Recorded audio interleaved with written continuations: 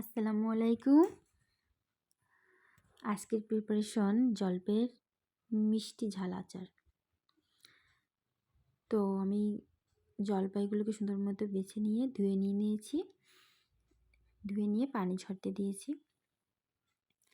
মূলত আজকের প্রিপারেশনটা হবে সেদ্ধ পানিতে, মানে একেবারে মিষ্টিটা আমি বেশি করে দেবো, কারণ এটা কি মিষ্টি ঝাল আচার হবে।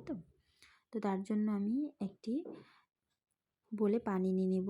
যেটুকু জলপাই থাকবে তার ডবল পানি নিতে হবে। পানি নিয়ে সেটাকে ফুটানো হওয়ার পরে এর ভিতরে জলপাইগুলো আমি দিয়ে দেবো। জলপাইগুলো দিলে জলপাইগুলো এমনিই ফেটে যাবে, আমার আগে থেকে কেটে রাখার কোনো প্রয়োজন হবে না, এই জন্য আমি কাটিনি।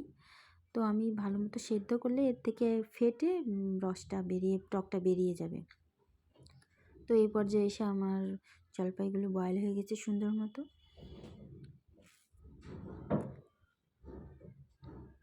যে জলপাইগুলো এখন আস্তে আস্তে ফাটতে শুরু করছে।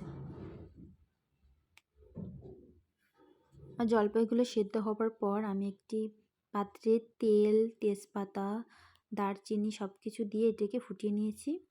এরপর এটাকে একটি প্লেটে করে রোদে দিয়েছি। মোটামুটি 3-4 দিন রোদে দেওয়ার পর আমার এরকম একটা লুক এসেছে আমার জলপাইয়ের আচারের।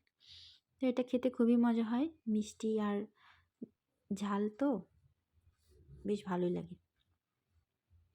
আল্লাহ হাফেজ।